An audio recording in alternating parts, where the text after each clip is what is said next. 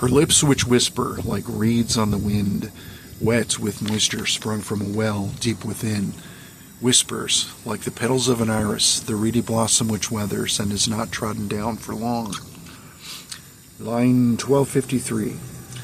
For just like his sisters who hung with the misters, this ungulate proxy with the 2 extra arms, for which to expunge, not so to give great big hugs. Too many there were to not cause alarm.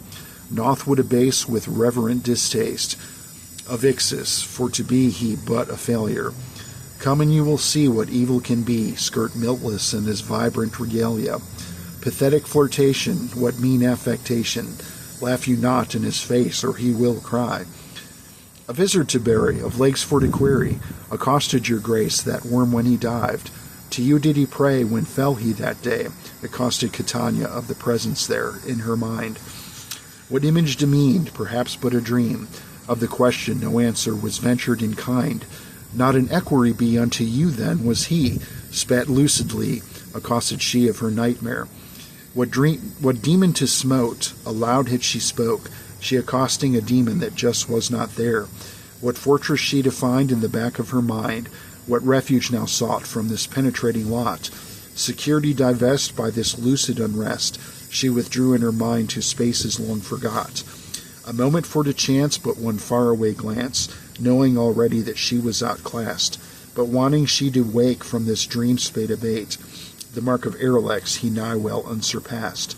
An heir to be known, she chilled to the bone, no goblin's ether this, nor a dreamer's ferment. What vague recognition bemoaned benediction, bereaved she of her benefactor benignant. A bellicose rile, a belligerent denial, a silent assessing as weighed she the dangers. Dragon in season? This must be the reason the divine were inclined to set about rangers.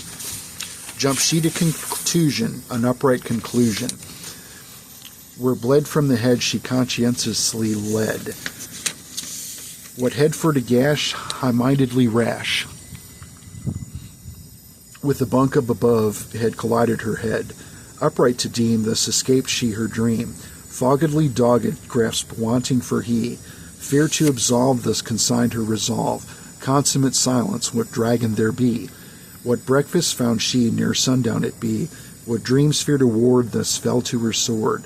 What nightmares to chase, but supper to face? Sinuous and sinister, her dream spade ignored. With feast thus engorged, the cavern implored. Asleep she for 3 days in the bunk where she lay. No time for to take, she was now awake, fettered by fever no longer today.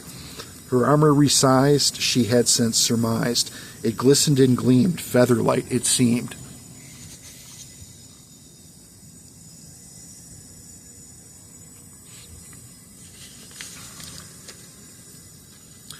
Untarnished by rust, though tight in the bust, exemplary craftsmanship, what pride with it beamed.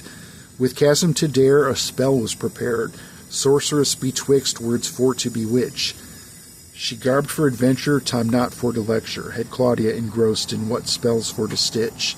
Of amber to beckon, a sword for to reckon, daggers secreted such should security implore. Green it was dyed, she wore a thick-boiled hide, fells blows for to thwart and foes to deplore. A sword he did carry, with dagger to parry, or to stab had dread, who with magic did dabble. Armor and pack, and with tools not to lack, a box for to kindle, and spells for to addle. Barding she wore, her father did deplore, that no daughter of his should ever see battle. In the garb of a man, or with spear in hand, pronounced he once, when drunk, and the rafters did rattle. With tack from a horse, and sword for discourse, in chainmail and leather, and an odd dwarven helm, ere to abide, for to be a good ride, Esmeralda thought nothing from father's fair realm. Ever he a frown wore Derek from town, his mettle yet met, brought he rope and a net. Wise to device, his demeanor like ice, what blue of his eyes and his blood for to let. Ruddy and pale, with his sword and chainmail, what qualm for to quell, before he foes fell. Raven-hued was his hair, pitch would compare, darkly determined one's doom would he spell. Loris of Drakmar, though slighter by far, was like in his appearance and manner.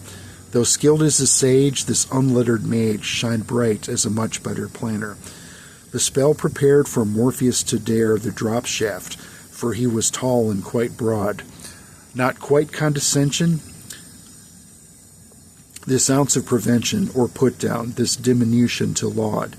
Fell fate to deplore, Feline did implore, for her brother Gangor, whose sword she did trust. He lanky and lithe, fell foes for to scythe, Gangor the barbarian, but a must. Now feeling quite safe was Jen of the waif, of dangers to brave for to get ahead.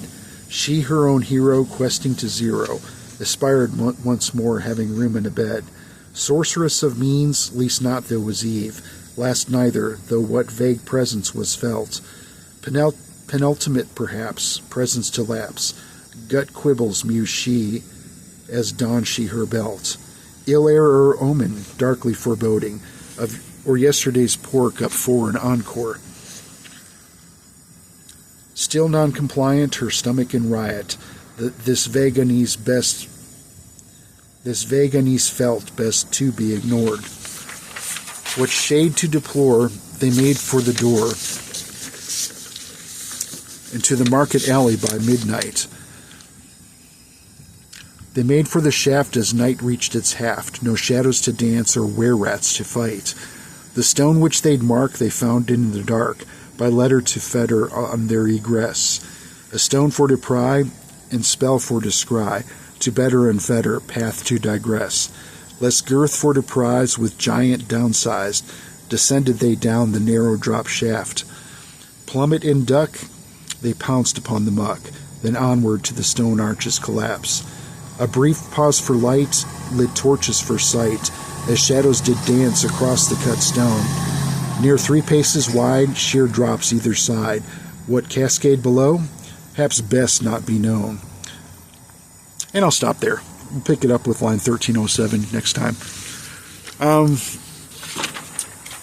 Yeah, a lot I wanted to say tonight, but I'm just going to leave it at that and just pick it up and get book 5 done.